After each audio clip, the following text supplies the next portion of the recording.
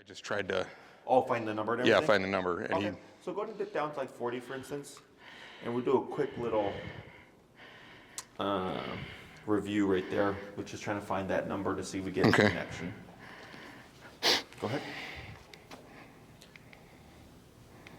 Okay, so we have the connection for sure. Yeah, he's Not caring about it. yeah. 45.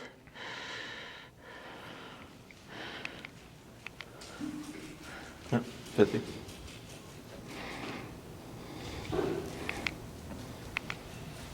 Yeah, you go a little bit more. Okay.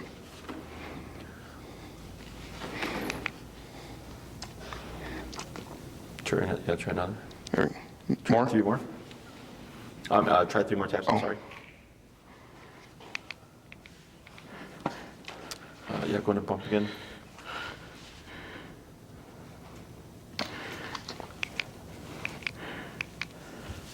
Keep going.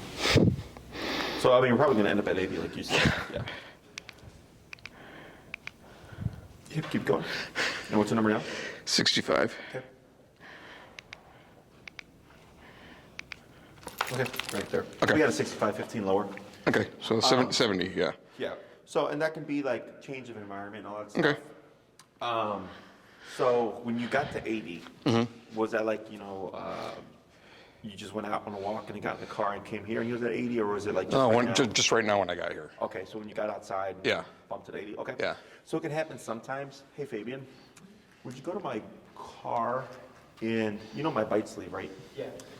Check to see if it's in the back seat or like in the front, and if it's not, check the trunk, please. For sure.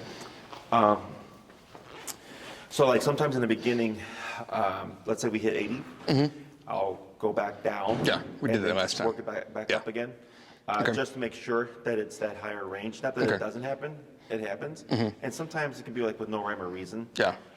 Just connection, the fur, mental stimulation, stuff like that. But yeah, I mean, you're correct. I believe it was 80. But then we're just doing a quick review so we don't just come out the gates and then surprise them. So we'll start first with a quick review, just kind of the back and forth stuff. Sure. And then we'll move on to the next part. Okay, doke. Go ahead.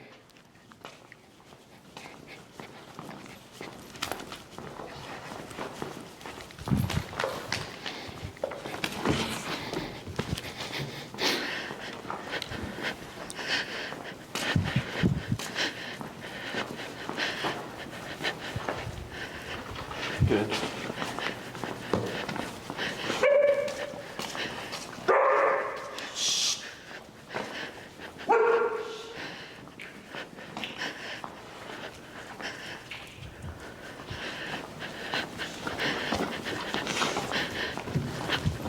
And how's this been? Like the jumping and like the This is the first just happened. Hey, he'll come up and headbutt me like he wants to me to pet him, but jumping like that, he hasn't done that yet. When you do your training walks or your walk, your walk, whatever, is he muzzled or is he unmuzzled training? On and off, both. I've been doing both. So regardless, even like outside of this context, you've not seen much of that kind of behavior. But your number's not been as high. No. Okay, but we'll try one more back and forth.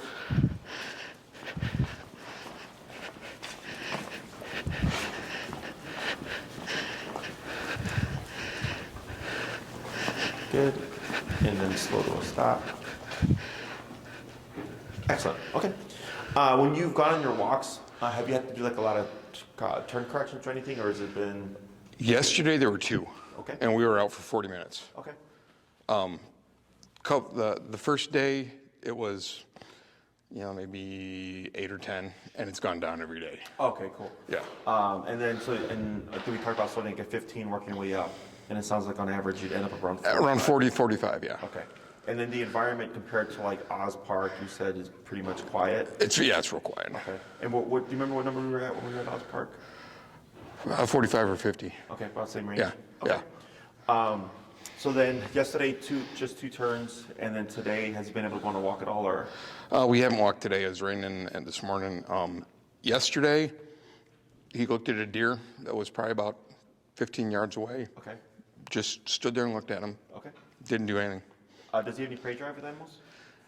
Not really. Okay. The squirrels come around and he doesn't really mess with them unless they get real close. I've never had to train him off him or anything like that. Okay. He doesn't seem real affected by him. Other dogs, yes. People walking other dogs on the street, they'll start barking. I'm surprised he's not barking now. Okay. Thank you. Oh, was it? Thanks. Okay. So, so you've seen good progress with the reactivity stuff. Mm-hmm. Now, during the day, because he's in the yard most of the time, correct? Yes. Have you noticed anything different while he's in the yard? Same? Pretty good, yeah. Before, with him being in the yard, like if people walk by and stuff like that, would he start barking or? If they have a dog, he barks. Sometimes, not always bark if somebody's walking by, but if they have a dog, he barks. Gotcha. Loud, rumbly trucks, he barks. But we don't get very many of those. Sure. Yeah. Okay. I'm just trying to get a feel for what differences we're seeing. Mm-hmm. So it sounds like reactivity is doing well.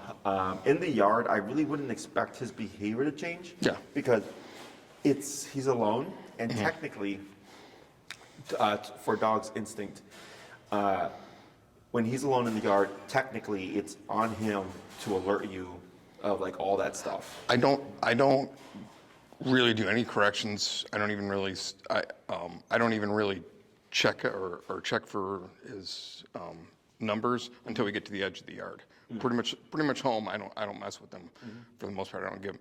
You know, when we get there, we get 20 feet, 30 feet from his kennel. I'll just let him go, and he runs around for a while, and he's fine. Mm-hmm. Sure. So. Yep. So any of that stuff, and when we correct things, we only need to correct the things that we don't want. Yeah. You know, so like a lot of my clients want the security of the dog barking. I go, sure, then don't correct it. Yeah. But he can learn in different contexts, like on a leash when we're on a walk, even if you were to be off leash, not to bark or charge people with dogs or what have you. So all that can be done. But when he's in his own territory, in the yard, he can bark. I don't care. Okay. If you ever change your mind, you can always change that as well. Okay. So everything's looking good. I noticed right when you started, he kind of just overshot a bit. You pivoted. That was a good pivot. A couple of taps. I think with the 65.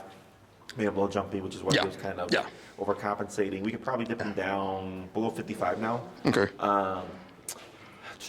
Because then after you did a few more kind of back and forth, I just noticed his energy can kind of come down a bit. Okay. The more days we're into the walk, like right now, ears are up. He's fine. The first day we were walking, ears were flat. Yeah. Now he's fine. Yeah. Yeah, that's pretty normal because the tool in the beginning, since we're using it so much to correct things, especially for my dogs that have no training, it's like a disciplinary tool, right? And as people, no one likes discipline, which is why the heel is so important. Because since you do walk with him every day, it's repeated exposure, and eventually he's like, oh, like this isn't a bad thing. Like, I can make decisions to avoid that. And then that's where you start to see the dog come out and, you know, like you saw with the ears going back up and everything. Because I was like, oh, okay, cool, like I understand the communication. Okay. So we're just going to add on the second half of the heel stuff. If we have any time left over, I'd like to put some pressure on him. Sure. So I have him bring my sleeve and stuff. Sure. So this is just like the formality stuff. So at this way, going forward, he will have his heel cue. So technically speaking, if you walk out and you don't say anything, he's off the clock, right? Yeah. So the difference here is, I don't know if you've heard anything contrary to what I'm about to tell you, but like I see stuff all the time from like other trainers saying like you can't make a dog heel for a long period of time. That's incorrect in my book. I mean, my dogs will walk with me in a heel for as long as I need them to until I release them. We with just the prong, previous to this, we'll go out for 2 miles, and he holds the heel a vast majority of it until I let him break once or twice. But other than that, he's in the heel the whole time. Yeah.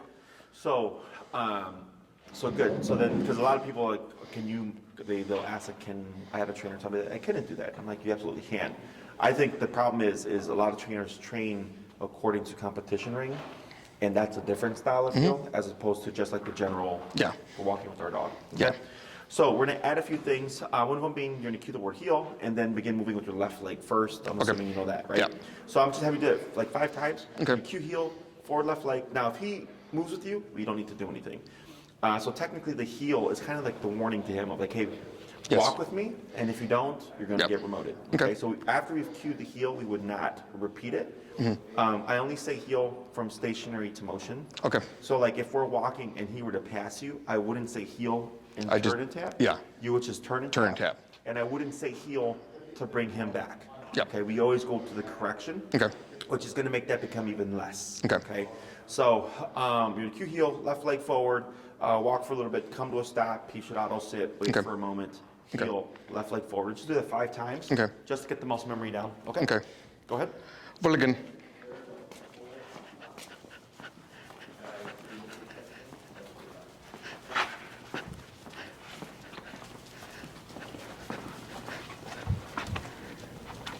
Good. Mulligan.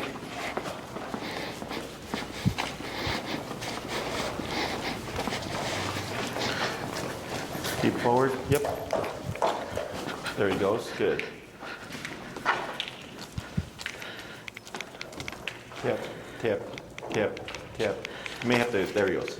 Almost. Yep. And I'd shorten maybe, relax your arm. Yeah. Right there. Perfect. Okay. 3 more. Mulligan.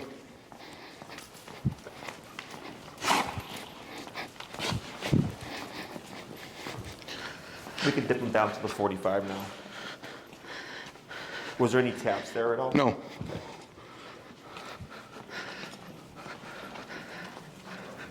Good. 2 more. Mulligan.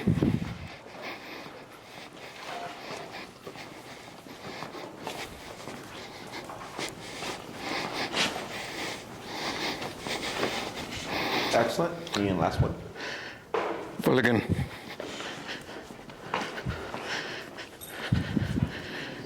Perfect. And me personally, I don't care about positioning. He's supposed to sit here square. Yeah. I could give 2 shits. Yeah, I'm the same My police dogs, yes, fine. He's doing it. Yes, left side, I don't need perfection. Yeah. I just need general area. So for the heel, his right shoulder parallel to your left leg, so all that looked good. I give dogs a 1 foot pocket, 1 foot to the left of my leg, 1 foot behind my leg, but no distance In forward. front, yeah. Exactly. Okay, so we'll be good on that. So now we're gonna go over the turns. So I feel like I do turns differently than a lot of people, because every time I tell someone, they're like, hey, they learned it differently. So when I cue the heel, when we're in on a long walk, right, and we have to change directions and stuff, it would be unfair to randomly pivot. So we only randomly pivot and tap when he's not paying attention, right? So what do we want to do before we stop and turn? You remember? Before we stop and turn, Or stop or turn. Yeah. and just stop. Slow down. Yeah. Yeah, so we slow Slow down down? prior. Okay. Correct, yeah. So if we do an abrupt stop, a lot of dogs won't pick it up. We'll forge past, yeah. Yeah, exactly. And you'll even see where they'll do this and then they'll jump Yep. back, right? So I liken it to driving. We don't just abruptly stop because then the person behind us doesn't have enough time Okay. to stop, right? Okay. Otherwise we crash. Same thing when we turn, we don't just switch lanes, cut people off. We slow down, put our blinkers, and do a lot of communication to let everybody else know what we're doing because we're doing something different. Okay. Same thing for the dog. So with the heel, there's 2 components to it. One, his job, pay attention to you. Your job, make sure he's paying attention, but then also make sure you're communicating clearly. Okay. Okay. So going forward, when we cue the heel, we want to get used to always slowing down before a turn and before a stop. So if you're walking with him, let's say he's daydreaming, you slow down, he's not paying attention, he keeps going, you did your job. You communicated, hey, but I'm slowing down. He's not paying attention. So we wouldn't say heel or anything, we would just pivot, turn, and then correct him, much like you did earlier and last week to bring him back to your side. Because what we're teaching him is, hey, if you lose sight or like a track of what I'm doing, there's gonna be a correction, okay? And that's how we end up creating a very kind of tight and functional heel, is if the dog's great for a month and then one day they make a mistake and I pivot, turn, and tap, that just kind of heightens their awareness. And dogs have a wider periphery than we do. So all these things make it more than easy for them to read what we're doing as long as they're paying attention, okay? So prior to every turn and prior to every stop, when we're in heel, we always want to slow down at least 3 steps. More is fine, okay? If we're not in heel and it's a leisurely stroll or he's on his own time, none of this stuff matters. Yeah. Okay. So we have two types of turns. We have the pivot turn and the crossover turn. Okay. The pivot turn is the one that we did last class, but it was an abrupt pivot turn. Okay, yeah, just Right. Just go 180. the opposite Yeah. way. I also like to think of it as a correctional pivot turn. Mm-hmm. But then we have what I call the communicated pivot turn. Okay. So if I'm walking with my dog and I slow down, I want to step out with my left leg, step back to my right leg, and then I'm moving back the opposite way. Okay, so it'll be left, right, left. Now I'm going the opposite way. Okay. So when you slow down and you extend, what you should start seeing is he's going to naturally curve around your body. And as you step back like this, we should now be back together. Okay? So this is just making it fair to him, because now we're giving him the option or the opportunity to avoid a correction. Because I've slowed down, he slows down, I go, hey, we're going this way. There he goes. Okay. Otherwise, if he's not paying attention, this stuff doesn't matter. He keeps going, pivot, turn, tap, back to the side. Okay? Then we have the crossover turn, which is the left turn crossing over your dog. Okay, so when we're walking, a lot of people lead this turn with the left leg, and they'll push into the dog. I've seen people trip or stumble over the dog this way. I cross with the right leg. Okay. Okay, so same concept. We want to slow down at least 3 steps. And when I go to turn left, I'm going to cut at a sharp 90-degree angle. Right leg, left leg, cutting again with the right leg. Now we're going back the opposite way. So the reason for the right leg is it gives him enough time to see what's going on, because I've slowed down, and dogs will naturally just pivot with the body. Okay. Or some dogs you'll see will stop, and by the time you cross this way and you're already going here, then they'll kind of turn and come to your side. I've even seen dogs sit, it's fine. But at some point, once they understand, like, oh, you're just doing this motion, they'll just move with you and go the opposite way. Okay? So as long as he's not colliding or getting in your way, he's good. There's no real kind of specific way he has to do this. Okay? So for the pivot turn, slow down, left, right, left. Now I'm going this way. For the crossover, it's right, left, right. Now I'm going this way. Okay. So they're both 3-step motions. And by the 3rd step, you should always be going back the opposite way. Questions? Not really. He's pretty good with it. I mean, as far as that goes. We'll see. Yeah, we'll just give it a try. Yeah. So we're going to start with the pivots. You just kind of go back and forth. Once you get those down, we'll go into the crossovers. Okay. And then remembering to slow down. And you can stop and speed up and all that stuff as well. Okay. Go ahead. Pull again.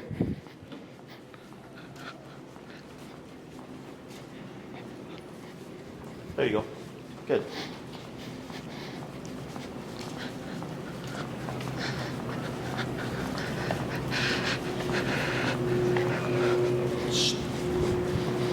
Good.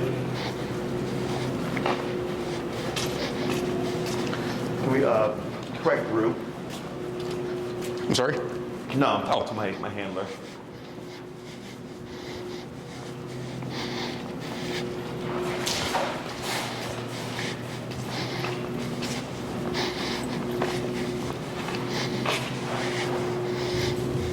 Good. And slow to stop. There he is, that boy. Now we're going to do the crossovers. That's going to be the left turn, right, left, right. Left turn. Correct, crossing over him. So that's going to be the right, left, right.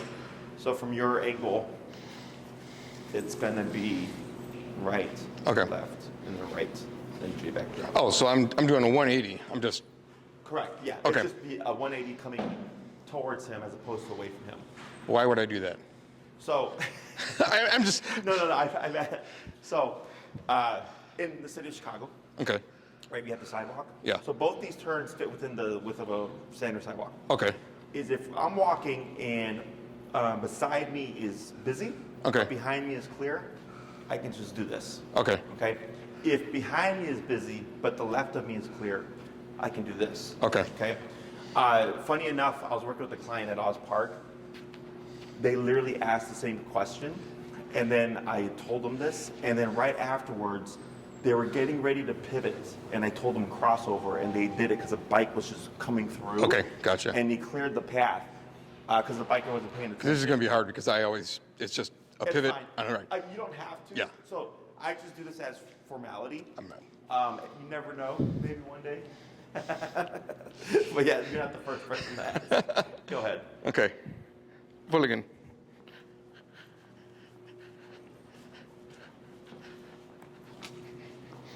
There you go. Perfect.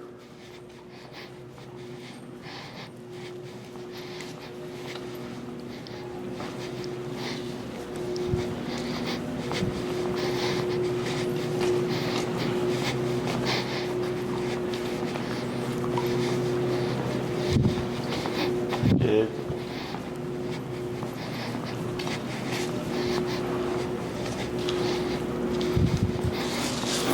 Excellent. Just do two more.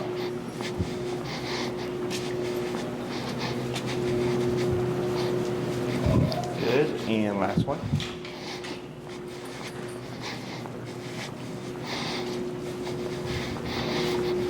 Good. And slow to stop. And good. Excellent. So you can see how he just naturally comes off the body. So that was all fine.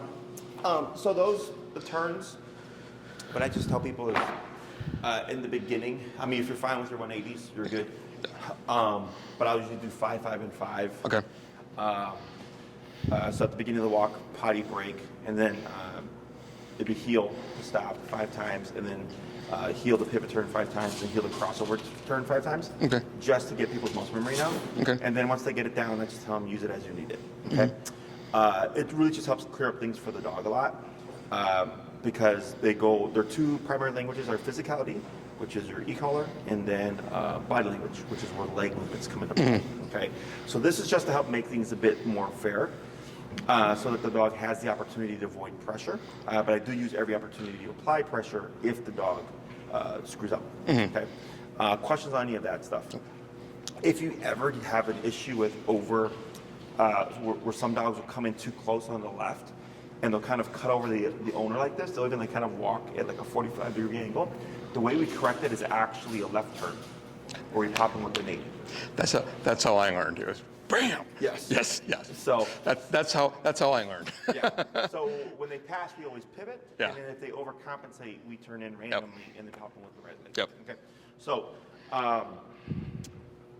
okay. So now makes sense. Okay.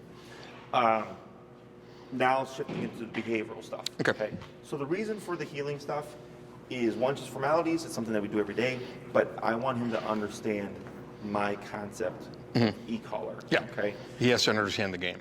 Yes. So the healing concept, every time that you can, always do apply it.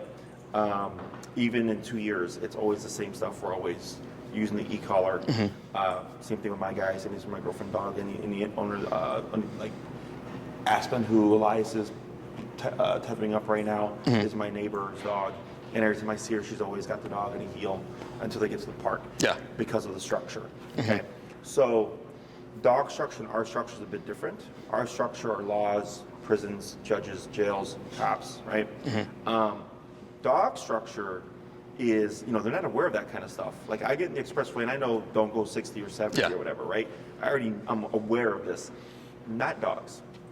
They're not aware that there's things that they shouldn't do and things that we disagree with and stuff, unless it's been taught to them. Yes. Right? But they're not good with kind of, again, retaining that. So like, let's say he became reactive and you corrected him on the remote. Yes, for that instance, there was a correction and you're thinking, don't ever do that again. In his mind, he's like, all right, I did this one time and I got corrected. And then in 5 days, I might do it again, right? Like it's going to happen because he's not kind of retained. You have to be consistent with it. Exactly. So in order for a dog to learn that something is, that we don't do it at all, is we want to think control and elimination, okay? Whenever I want to eliminate something, there is a correction with no warning. When we want to control something, there is a correction with a warning. Okay. Okay? Because as humans, we're very warning-based with our dogs. Yeah. No, right, all these sounds and stuff. No, get over here. And then finally, all right, now I'm going to remote you. Yeah. Or repeating commands, come. Now I'm going to remote you, right? Any aggression is just elimination, immediate. Correct. No warning, just correction. So, and when we deal with aggression, a lot of people think we just come in hot. Okay, that is incorrect. So like if I have a severely aggressive case, I have my bite suit, I come up with a bite suit, we start at 15 like any other dog. And I'm just sitting there taking the hits, and I'm at 15, 20, 25, 30 until they find a number that disengages the dog, and they're able to think through the correction as opposed to slamming them. And it's so intense they cannot like process why. They're like in this frenzy, like what the hell just happened? They're more concerned about the correction than thinking about why did the correction happen. Okay, so yeah, anything that we want to eliminate, we always simply correct with no warning. Otherwise, in his brain, he can technically do something until you've cued no or whatever your correction word is. Okay, so like let's say jumping on people. A lot of people will say no, a lot of people say off, and then they correct the dog. And I tell my clients, like, well, Correction. it's a correction, right? That the dog can technically jump on you until you've said off. So, but we want, don't ever jump on me. Yeah, okay. Unless I've given you permission, right? So that would be an elimination. I come in, dog jumps on me. That would just be a knee collar correction or a knee correction, whatever it is. I'm doing something immediate with no warning, so dog learns. The only way to avoid that is to not do anything, period. Okay? For the controlled stuff, that's like heel. Hey, you can do whatever you want, but the moment I cue heel, Yes. now it's heel or else I'll correct Yeah. you, right? So same thing for barking. Let's say there's certain barking that you do want. We can either ignore it, just let it happen, or he can bark until you say quiet, and then the correction will happen, and eventually you learn, okay, when dad says quiet, my job is done, I stop the barking, okay? But there's certain contexts where he'll never bark. Typically it's on the leash. We don't want any kind of leash reactivity, stuff like that. That's all elimination. There is no warning, there is no quiet. It's just he's reactive, correction, if needed, okay? Questions on any of that stuff? Nope. So I'm gonna have you just pivot off, and you're gonna circle around and come to a stop like in the middle of that square right there. Okay. And I'm gonna just move around him. I'm gonna see how he behaves. Okay. I think it's gonna be completely fine. Okay. And then put some more pressure on him. Okay. Looking.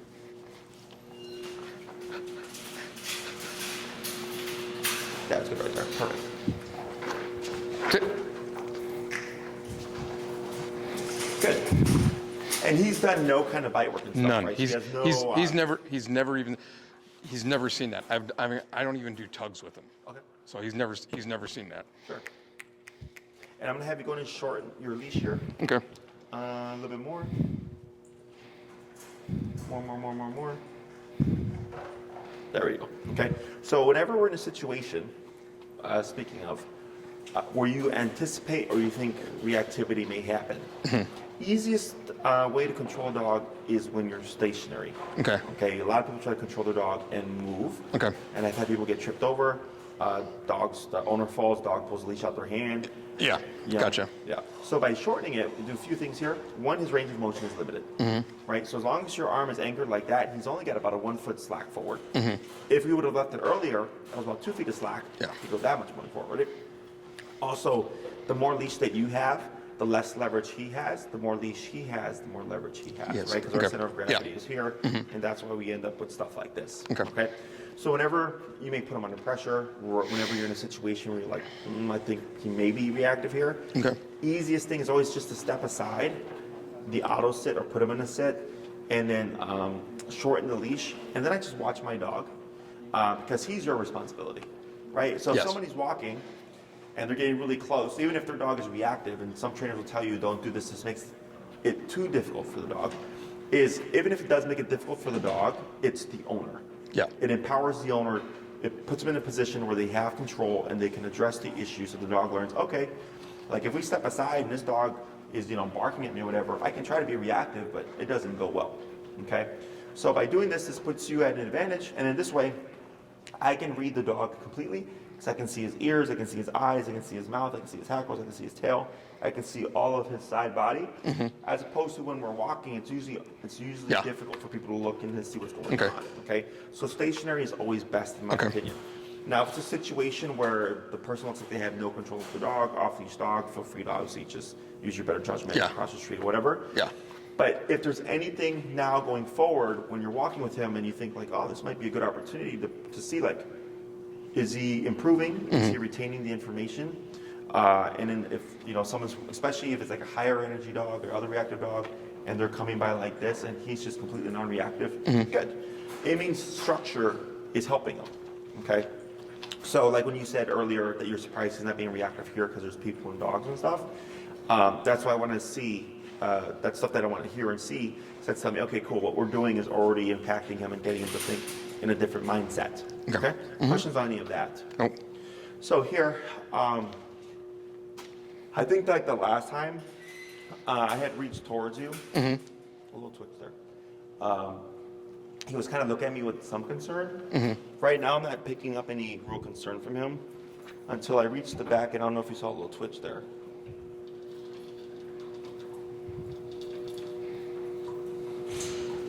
A little lip lick. I'm sorry? Oh, lip lick. Okay. Yeah.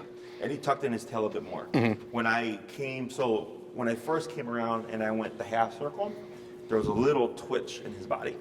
So I came back this way, went back around again. And then as I came like between, behind you right there, and he started to kind of like this, the tail had tucked in a bit more. Okay. And then when I came around, he was licking his lips. He also licked his lips right now. Okay. And you're familiar with what that means, correct? That's stress. Correct. And it's not... His usual tell is a yawn. Okay.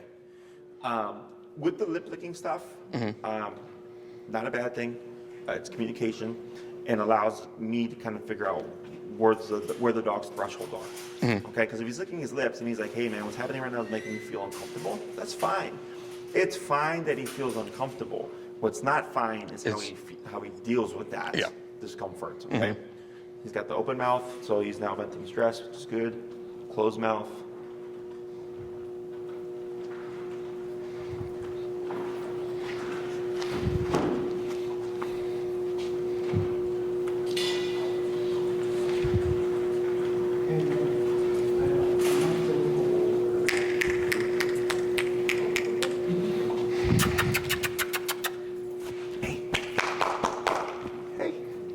If he breaks, should I correct him or? Yeah. Okay. So here, can you see some of the shaking starting to happen? Yes. Yeah. Okay. So this can be from, since he's not used to, now it's happening a lot more.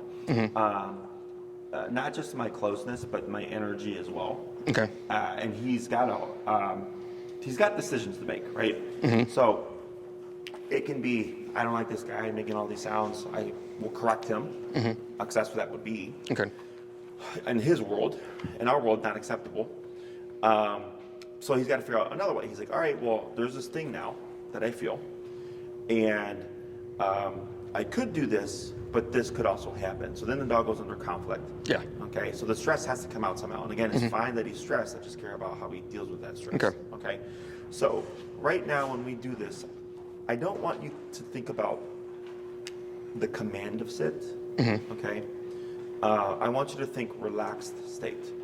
Okay. When he's bit both times, I was tensed. Sure. So I know he was reading. I know it was partially my fault, but Sure. But yeah. Yeah. So that's why all this stuff, because it's not just him, it's you, right? So you have to be in a relaxed state, and he has to be in a relaxed state, right? And that can change, right? And now you have a tool that allows you to intervene at the moment, okay, to get him to back off.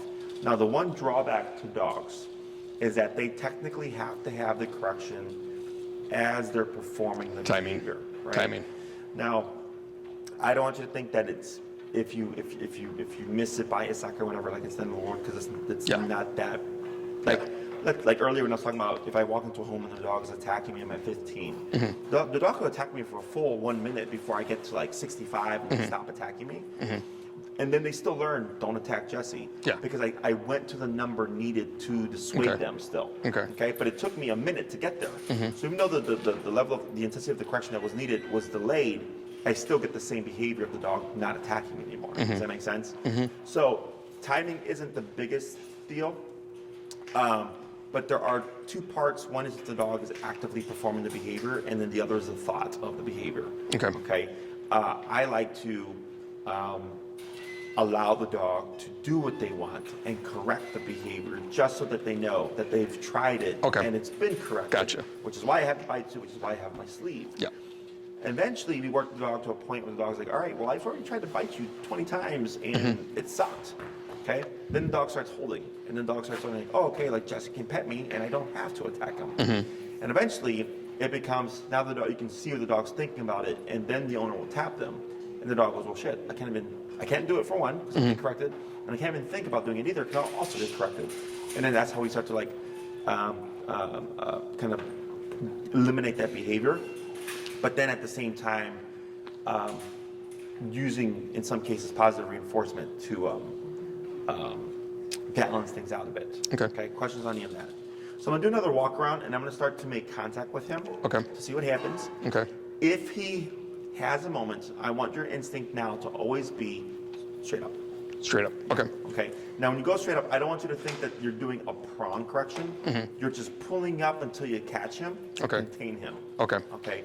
The correction should always be from the remote, or at least the correction that breaks the dog's behavior should always be to the remote.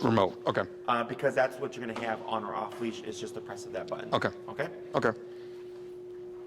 And we're at 45, right? Yeah, we're at 45.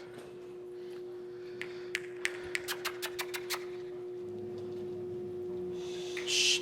Is that him or is that? No. It's okay. Couldn't tell. Hey. Hi.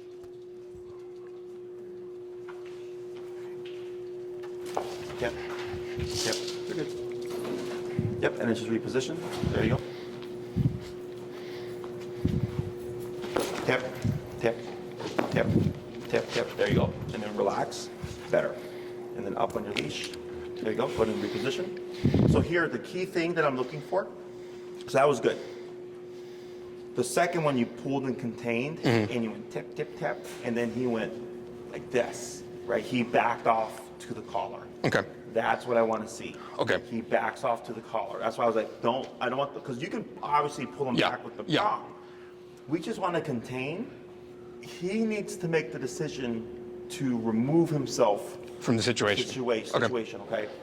So, I mean, it's kind of like with people, right? Because you're law enforcement, is that correct? Like, they have to make the decision. Like, you can't make them. I can't do that with anybody. Exactly. I'm a counselor now.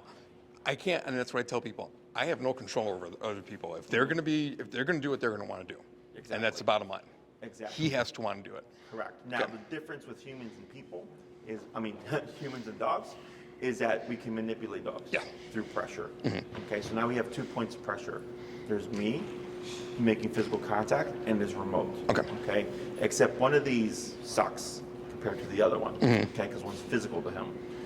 So I keep repeating this until we find he starts to hold, and you're gonna see him shake even more, salivate. His breathing, his muzzle is on his, there you go.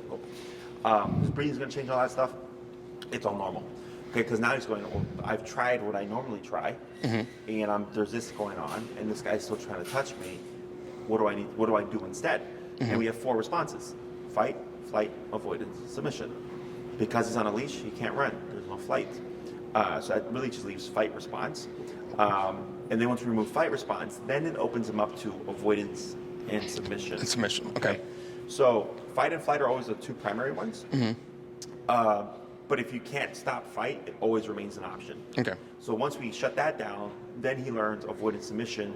And it's avoidance is, if I go to touch him, you might see him do this, where he'll look away from me as opposed to like. And that's fine.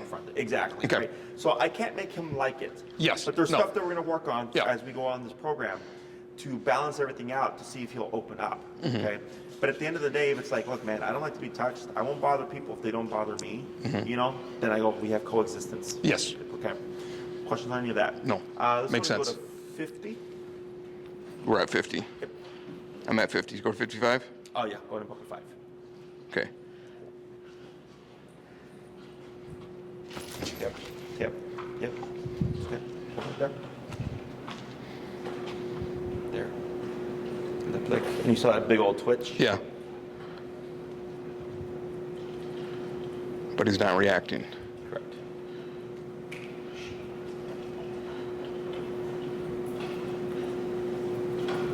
Look. He's not staring me down though. Okay. He's like looking towards his general direction. Okay. So he knows that I'm here.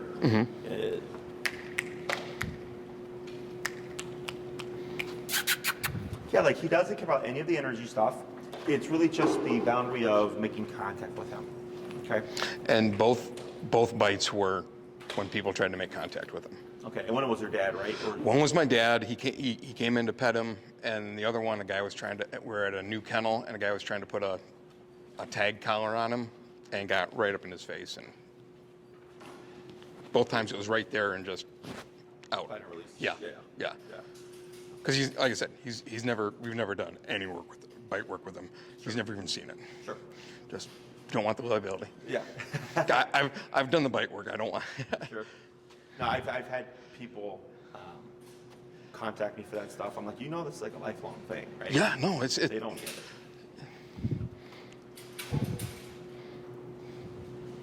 Little lip lick there. Yep. Going to bump, we're 5'5"? Yeah. Let's go 65. A little big old chomp there. Okay.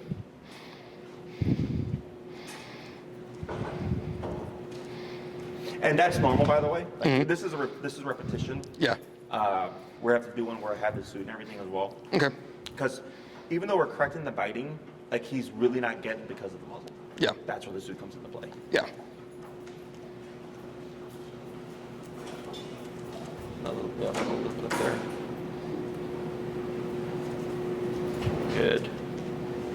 So when I come in, I'm putting pressure on him with that physical contact. Because that's what he does not want. Okay. So we're getting him used to the spatial pressure of me coming into his personal space and overriding it with the remote pressure. Okay, because they're both uncomfortable to him. One's emotionally uncomfortable in my space, and the other one's physically uncomfortable. The physical contractions. In my book, dogs are all about the physical, right? Whereas humans, we have lots of different types of things that we can be used that can be used as discipline. There's financial hurt, right? There's physical discipline. Taking away someone's time, going to jail, right? Spending a year in jail, whatever. All those are consequences to a human because they're self-aware. For a dog, the primary consequence is always physicality. Okay. So now we're trying to. Oh, here we go. See what I said? How his breathing's heavier now. See if he does it again. Yeah.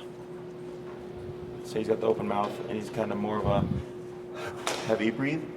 That's him venting out all the stress. Okay. So that's good? It's good. Okay. Yes. So when we do this, so if you look at his mouth here, okay, so just watch his mouth. You see that? Yep. And then we'll take it away. You see how he licks his lips? And then he'll go to an open mouth. There it is. There's the open mouth. Okay? Okay. So here, this is like the easiest thing to try to read when you're trying to see where's his mental state. So open mouth is venting stress. Obviously if he's hot, right? But when we're in the context of this, Closed mouth is stress. yeah, closed mouth is tension. Or licking. Open mouth is relaxation. Okay. So here, he's venting everything that just happened right now. There's two stressors as well, right? There's me making contact with him, and that's you overriding with the collar. So he's going, crap. Like I'm getting one thing that I really don't like, and I'm getting another thing that I don't like either if I make certain decisions. Okay. So in the beginning, this is a nice telltale. Because when he's open mouth and I go like this and he closes his mouth, that tells me this is still uncomfortable to him, right? So as I work with my aggression cases and I repeat this, at some point what I want to see is we're able to come into the dog's space and the dog does not close their mouth. Okay. Okay? He remains in a relaxed state. And I go, great, the dog's getting better with handling pressure. Okay? So everything that he's doing is normal. So earlier when I came in, he had his attempts, right? Stayed there for a bit until he held. Because we tend to want to back off. Yeah. Right? But now that just reaffirms for him, like, okay, if I try this, you're going to back away. So because I stay in there, that also was stressful for the dog. So he's like, all right, I had 2 or 3 attempts to try to bite Jesse. I got remoted. Jesse didn't back off. He's still petting me. Then I walk away. Now the brain kind of resets. Okay, so and when we do that, we're building the stress levels. So he kind of goes up here, and then eventually, when we take off the pressure, he comes down here. Okay, but he's not going to come to full 0. Yeah. He's going to be like at a 2 or so. Then when I come back in again, he's going to go even higher. Okay, so we keep repeating this because the brain has to learn how to take the stress in and out. Okay. In and out. If I stay here for the full 30 minutes just touching him, it does nothing for the dog. Yeah. Okay, does that make sense? Yes, it does. Absolutely. Questions on any of that so far? No. No, makes sense. All right, try this again. We're at 65? Yep. Okay. So there's a lip licking.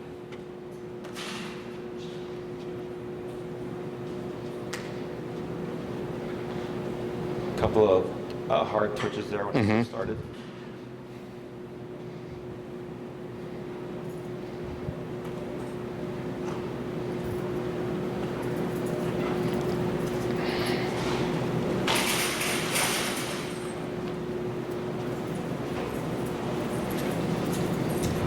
Good.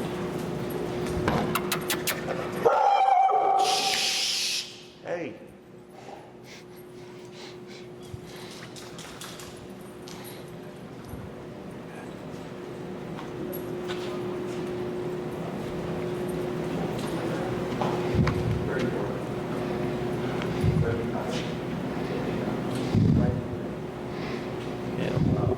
Good.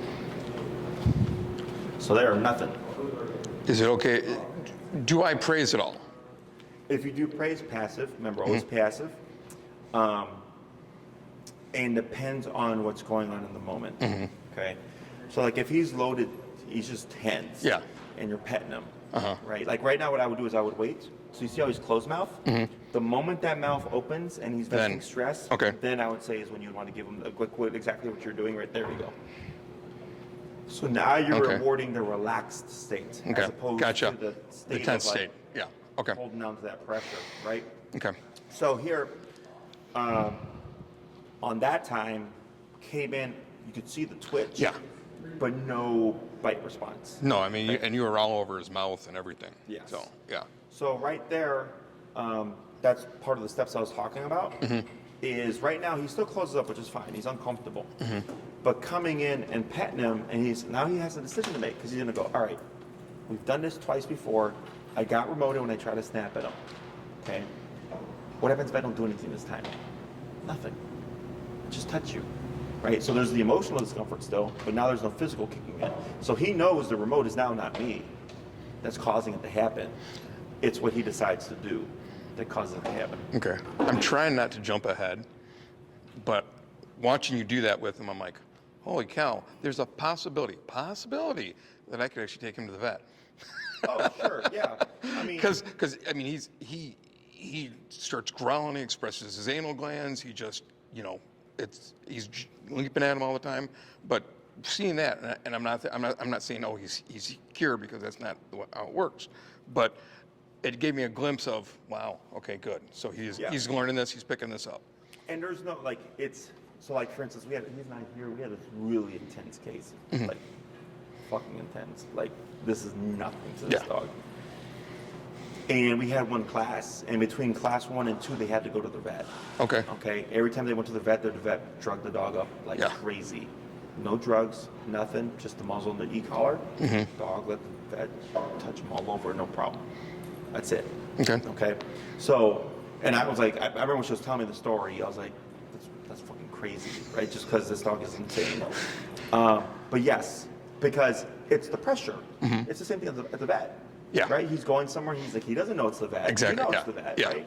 So he's stressed out with the location, and then you add people like touching him all over the place. And I'm stressed because I don't want him to bite somebody. And right. Gotcha. So what we're doing here is, again, we're putting him under pressure, and then we see how does this impact him. Okay. So I have my client after you. Super nervous case, super reactive. We hit class 4 or 5, dog was still blowing at Vivi, right? Okay. And we met here, and I told her we have to put the dog under pressure because until I put physical touch on that dog, I am always a threat. Okay. Right. So we did that. We had the class. I touched the dog. My other trainer came in, touched the dog, put her under a lot of pressure. Ever since, no more barking, because she had the worst. Does that make sense? Because the worst in their mind is physical contact But because a lot of trainers will correct the reactivity, they'll correct all this stuff, but they don't do physical, they don't do the sleeve or the bite suit, right? But once we come in, the dog. But if that's when he's biting, that's what we've got to put on him. Exactly. Yeah. So then, since we put the dog under the worst amount of pressure, and they were like, oh, well, you didn't hurt me, nothing bad happened, but if I act a fool, I get promoted, right? Now the dog's like, all right, well, I've had worse than this now. Yeah. So the handling other stressors are even easier, okay? So all this ideally is supposed to stack on each other, okay?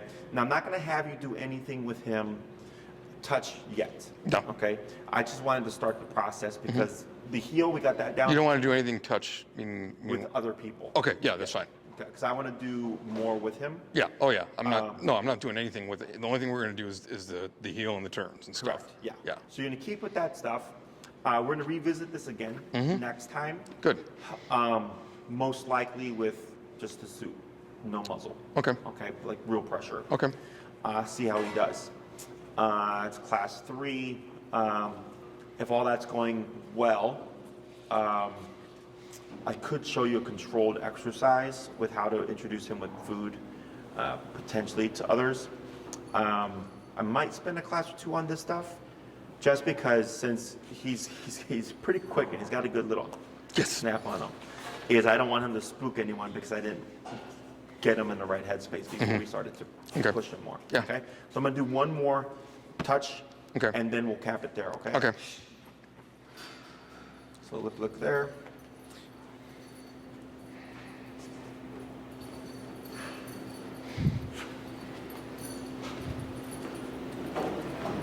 Good.